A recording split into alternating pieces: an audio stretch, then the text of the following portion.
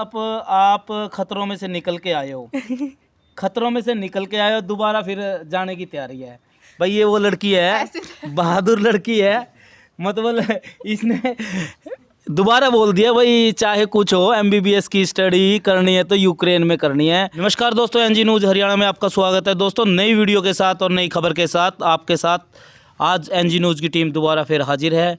आज हम आपके लिए एक ऐसा मुद्दा लेके आए हैं, एक ऐसी खबर लेके आए हैं जिसमें पूरे देश की नज़र है। रूस और यूक्रेन का युद्ध छिड़ा हुआ है और जिसके बीच हमारे जो देश के छात्र हैं, भारत के जो छात्र हैं, यूक्रेन में जो स्टडी करने के लिए गए थे, वहाँ पर बहुत ज़्यादा दिक्कत आ रही है। क्या समस्या हो रही है, ऐसा ही एक वाक्य है। नरवाना की एक छात्रा सुशीला कौशिक जी एमबीबीएस की पढ़ाई जो करती थी वहाँ, उसने क्या कुछ वहाँ पर देखा, क्या व्यतीत हुआ, अभी पूरी जो बातें इनसे पूछेंगे। देख सकते हैं आप, जो युद्ध छिड़ा हुआ है उसमें कितने लोग मारे गए हैं और क्या हालात हैं वहाँ के, सारी बात सुशीला कौशिक से जानेंगे भी। अब क्या किस प्रकार के हालात वहाँ है और कैसे निकली है वहाँ से, स्टूडेंट वहाँ से निकल रहे हैं, वो अपने आप को भाग्यशाली मान रहे हैं, और जो फंसे हुए हैं उनके दिल पर क्या बीत रही है और उनके परिवार पर क्या बीत रही है, ये सब जानते हैं। आइए जानते हैं सुशीला कौशिक से इनके बारे में, कैसे पहुँची ये।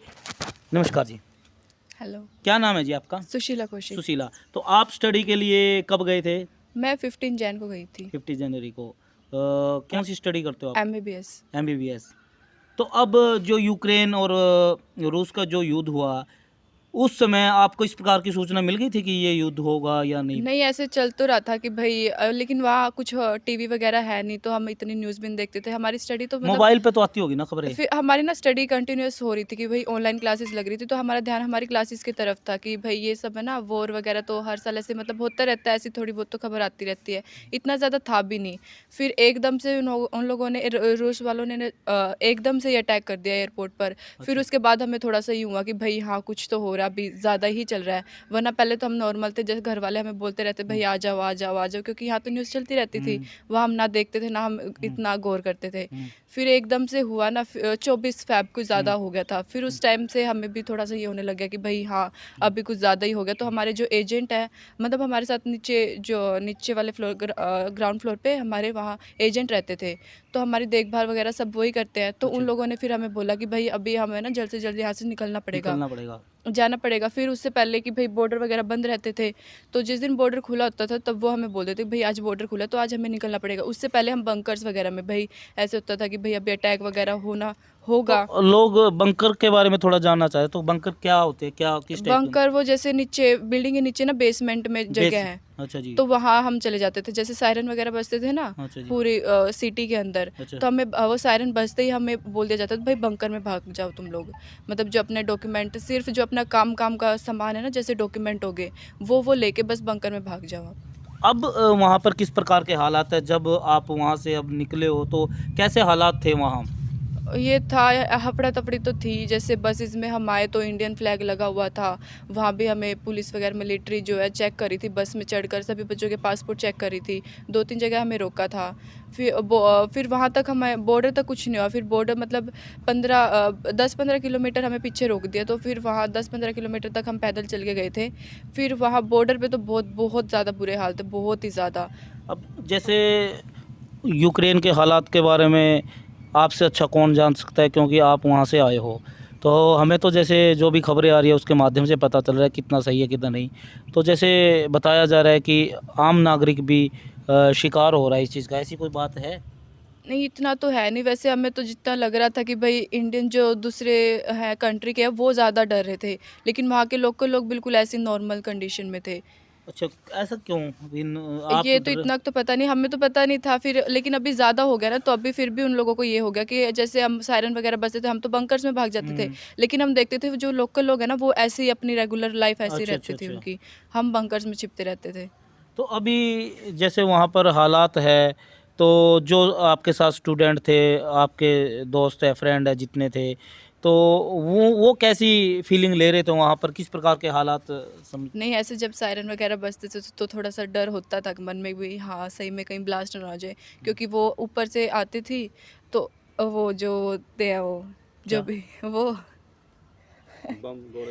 अच्छा अच्छा। तो वो ऊपर से आते थे। तो जैसे जहाँ आप रहते थे वहाँ भी कोई बिल्डिंग को निशाना किया गया, टारगेट किया गया? नहीं, वहाँ तो मेरे पास तो मेरा सिटी सेफ था, वहाँ इतना अच्छा नहीं अच्छा। था। तो फिर आप जैसे बॉर्डर तक पहुंचना कह रहे हैं जी, बॉर्डर तक पहुंच जाता है जो बच्चा, वो सेफ हो जाता है, तो आप कैसे पहुंचे वहाँ? बॉर्डर तक मतलब रास्ता बहुत वो था कि भाई हम पैदल चल के गए, माइनस में टेम्परेचर था। अच्छा जी, फिर माइनस। माइनस में टेम्परेचर था। फिर बॉर्डर के बाद मतलब यूँ लगा लो कि गेट तो था, लेकिन वो गेट बिल्कुल कम खो रहे थे और हज़ारों बच्चे पिछली साइड थे। अच्छा जी। इतनी हफड़ा तफड़ी, ना लाइन वगैरह थी, कुछ भी नहीं था। बस इतने हज़ारों बच्चों में से बीच में से निकल के जाना, साथ में बैग वगैरह हो, साथ में माइनस में टेम्परेचर हो, तो थोड़ा सा तो हुआ आप था। जैसे बॉर्डर से कितनी दूर रहते थे आप? हमारा 500 किलोमीटर हमने बस से सफ़र किया था।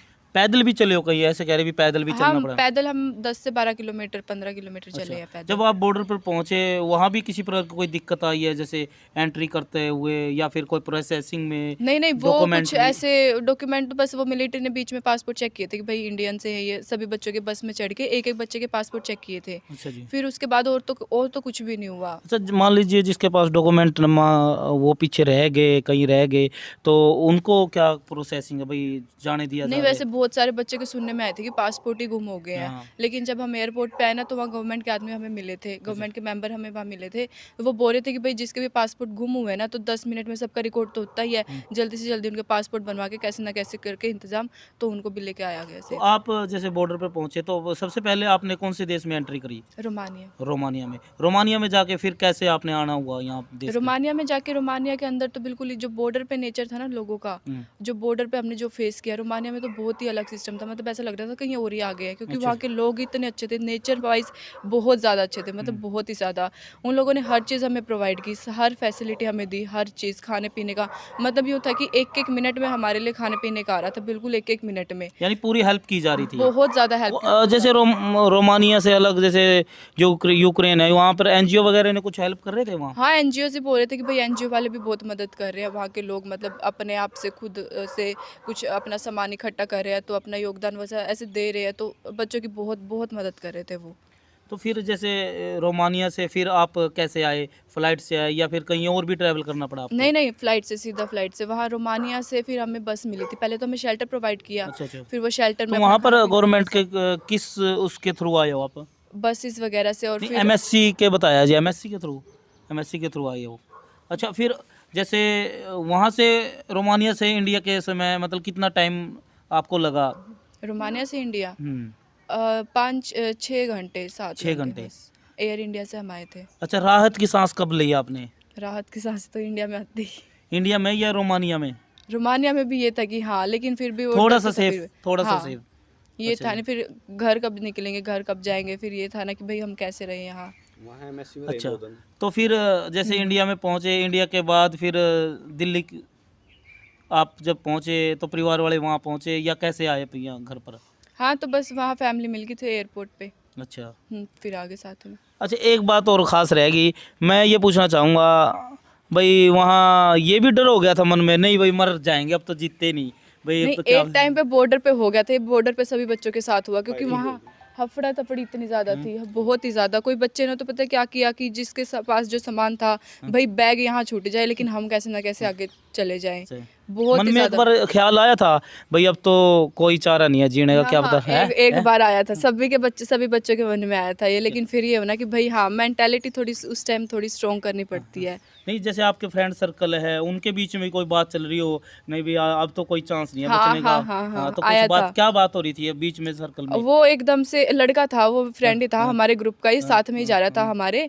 हम लड़कियां तो फिर वो बोले थे कि भाई लड़के आगे चली जाओ, लड़के बाद में आएंगे, लड़के बाद में आएंगे। फिर हम तो निकल गए थे। फिर बाद में वो उसको हुआ था कि भाई हाँ, अभी फिर वो निकलने लगा ना, तभी उन लोगों ने स्प्रे वगैरह कुछ छिड़क दिया आंखों में। किसने? वो जो बॉर्डर पे थी मिलिट्री, पता नहीं वो रोमानिया वाली थी, यूक्रेन वाली थी, ये किसके पता ऊपर छिड़क नहीं। दिया? मतलब बच्चों के ऊपर, ताकि भीड़ हो रही है ना, गेट ना टूट जाए, गेट के ऊपर गिरने को हो रहे थे सारे बच्चे, ताकि पीछे हो जाए थोड़ा सा। अच्छा अच्छा। तो उन लोगों ने ना स्प्रे वगैरह छिड़क दिया। हाँ। तो उसकी पहले इतनी भीड़ वगैरह हो रही थी, उसकी आंखों में चली गई और उसको वो नीचे गिर गया। अच्छा और फिर वहाँ यूँ ऐसा सिस्टम नहीं है कि भाई कोई बच्चा नीचे गिर जाए तो उसको उठा दे, बस बच्चे उसके ऊपर से निकल के जा रहे अच्छा हैं। अच्छा। फिर वो उसके फ्रेंड्स थे साथ में, फिर उन लोगों ने वो कैसे ना कैसे उठाया, बस उसकी तो वही हालत ख़राब हो गई थी। फिर वो बैठ के उसको पानी वानी पिलाया, थोड़ा सा वो दिया। फिर वो उस टाइम तो ये हो गया था कि भाई मैं यूक्रेन में रह लूँगा लेकिन ये बाहर नहीं करूँगा मैं। उसको ये हो गया, फिर अगले दिन तो सभी ने थोड़ा आपने हौसला दिया बात कि भाई करने की निकल कोशिश जा। करी आपके फ्रेंड सर्कल से भाई? हाँ, सबसे बात तो हमारी हुई, सबसे हुई जो बच्चे बॉर्डर पे थे। हम तो बल्कि जिस दिन हम बॉर्डर पे गए थे ना, उसी दिन मेरा तो मतलब यूँ था 2 ढाई घंटे में बॉर्डर पार हो गया था उसी दिन। अच्छा। लेकिन जो मेरे फ्रेंड सर्कल था, वो बच्चे कम से कम 2-2 3-3 दिन भी बॉर्डर पे रहे थे। माइनस में टेम्परेचर था, स्नोफॉल हो रही थी, भूखे-प्यासे वो वहीं बॉर्डर पे ही थे। अच्छा, खाने की कैसा नहीं, वो था? बॉर्डर पे कुछ नहीं था, बॉर्डर नहीं, पे कुछ जैसे भी नहीं आप था। वहाँ से चले थे, अपने प्लेस से चले थे और बॉर्डर तक पहुँचे थे, तो रास्ते में सभी जगह मिलता था खाना वगैरह? नहीं, खाना वगैरह उन लोगों ने बोला था कि भाई यहाँ ना अपना हमने जॉब के सबने एजेंट बैग वगैरह, में, एजेंट हाँ, वगैरह थे? बैग में सब कुछ अपना के बोला था कि भाई खाने पीने का ना अपना रास्ते में पूरा सामान ले लेना। तो रास्ते तक हमें बस में भी कोई दिक्कत नहीं, हम आराम से सफ़र करते चल रहे थे। स्प्रे वाली मेरे को बात समझ में आई, स्प्रे क्यों किया गया उन वो मिलिट्री के पेपरमिंट द्वारा? स्प्रे होता है शायद, वो छिड़का था ताकि बच्चों में ज़्यादा भीड़ हो रखी है ना, तो आगे आगे आ रहे हैं तो वो गेट वगैरह टूट ना जाए, तो इसलिए वो स्प्रे वगैरह ना बच्चों में ऐसे छिड़क दिया था। अच्छा, ऐसी भी कोई घटना सामने आई जिसके लेकर भाई आपके सर्कल में था कोई, जिसकी एक बुरी खबर आई हो, ऐसी भी कोई खबर? नहीं, ऐसी इतनी बुरी नहीं आई है, वो अच्छा। सब ठीक है। अच्छा, अब यहाँ आने के बाद कैसी फीलिंग ले रहे हो आप, एक परिवार में और रोमानिया, इन दोनों में डिफरेंस आप थोड़ा सा? डिफरेंस तो है ही बहुत, ये तो घर पे ही है बस, इंडिया इज़ इंडिया। ना मतलब दोबारा दिल करता है दोबारा जाएं, स्टडी करें? बताओ बताओ, देख रहे नहीं, हैं वो तो है ही, कॉलेज में तो जाना ही है, दोबारा जाओगे? जाना तो है ही। क्लासेस अब भी चलेंगी हमारी 13 से ऑनलाइन, हमारे मतलब यूँ वहाँ से कॉलेज से भी मैसेज आ रहे हैं कि भाई 13 से तुम्हारी क्लासेस हैं ऑनलाइन रेगुलर अच्छा। हमारे, क्योंकि हमारा जो विनेत्सा सिटी है वहाँ सब नॉर्मल है, वहाँ इतना कुछ नहीं हुआ है, वहाँ सब ठीक है। अच्छा, एक और बात मैं पूछना चाहूँगा, जो हमारी भारत सरकार है कितनी सहायता कर रही है स्टूडेंट को ऑनलाइन नहीं, इंडिया में सहायता लाने? तो वो पूरी कर रहे हैं, मतलब पूरी कोशिश कर रहे हैं, बहुत ज़्यादा कोशिश कर रहे हैं वो। जैसे बसेस हमें प्रोवाइड करवाई जा रही है, स्पेशल हमारे लिए प्लेन आ रहे हैं, मतलब पूरी वो कर रहे हैं कि भाई बच्चों को बिल्कुल ऐसे गिन कुछ गिन के कुछ लाया जा बातें रहा है। आई थी कि इस प्रकार के हालातों में कुछ एयरलाइंस है वो ज़्यादा मोटी रकम ले रहे हैं, पैसे ले रहे हैं, ऐसी भी कुछ बातें सामने नहीं आई? नहीं, ऐसे कुछ नहीं, हमें यहाँ फ्री में लाया गया है, बसेस भी सब हर चीज़ फ्री में हुई है हमारे लिए, ऐसा कुछ नहीं है। अच्छा, आप यहाँ जैसे अब आए हो नरवाना या नरवाना के आसपास के, कितने स्टूडेंट यहाँ पर पहुँचे हैं यूक्रेन से?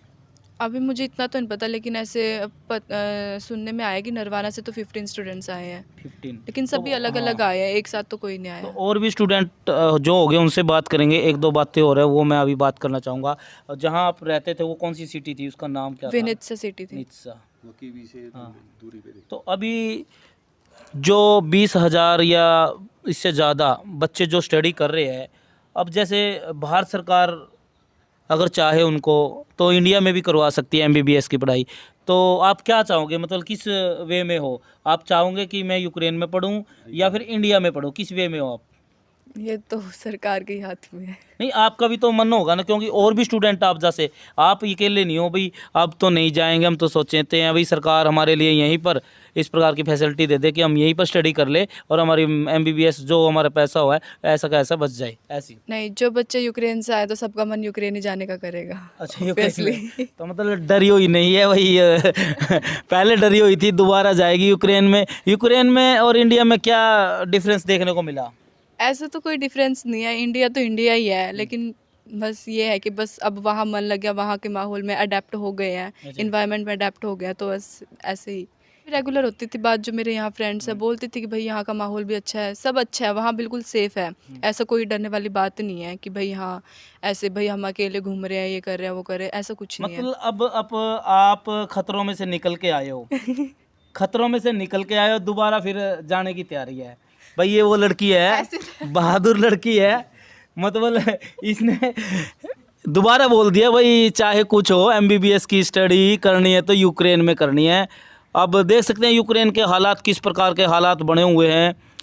देश के हर नागरिक की नज़र उसी पर है, उसी खबर पर है कि क्या हो रहा है, कब शांत होगा। लेकिन सबसे बड़ी खबर ये थी कि हमारे जो देश के विद्यार्थी हैं, स्टूडेंट हैं, वो कैसे सही सलामत हमारे देश में पहुंचेंगे, भारत सरकार कितनी सहायता कर रही है, इस बात को लेकर सभी में चर्चा हुई थी। नरवाना की एक स्टूडेंट सुशीला कौशिक जी पहुंची, मनील ठेकेदार की जो लड़की है, अभी 4 महीने पहले ही ये गई थी स्टडी के लिए और पहुंची है, तो खतरों में से निकल कर आई है, अपनी जान बची है इनकी, फिर भी इन्होंने मन बनाया है कि स्टडी करनी है तो यूक्रेन में करनी है, ऐसे ही इन्होंने बोला है। बोलो बोलो। नहीं, वो तो जैसे गवर्नमेंट चाहेगी हम उनका वो करेंगे ना। नहीं, जैसे गवर्नमेंट ने तो खुल दे दी, भाई आप यहाँ करना है तो यहाँ करो, वहाँ करना है तो वहाँ करो, तो फिर वो फर्स्ट तो चॉइस, देख लेंगे मेजोरिटी क्या चाहेगी। फर्स्ट चॉइस क्या होगी आपकी? फर्स्ट चॉइस तो देखते हैं, पता नहीं। नहीं, बोल दो 50-50 है। मतलब यूक्रेन का फर्स्ट चॉइस है, इसका मैं समझ गया। तो फिर भी वही वीडियो को ज़्यादा शेयर कर देना।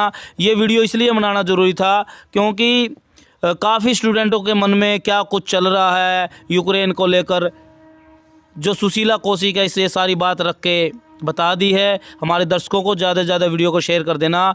ये सच्ची कहानी है वहाँ यूक्रेन की, और यूक्रेन के जो हालात इस समय बने हुए हैं वो आपके सामने, आपके समक्ष रख दिए हैं सुशीला कौशिक ने। वीडियो को ज़्यादा से ज़्यादा शेयर कर देना। धन्यवाद। वंदे मातरम। जय हिंद, जय भारत।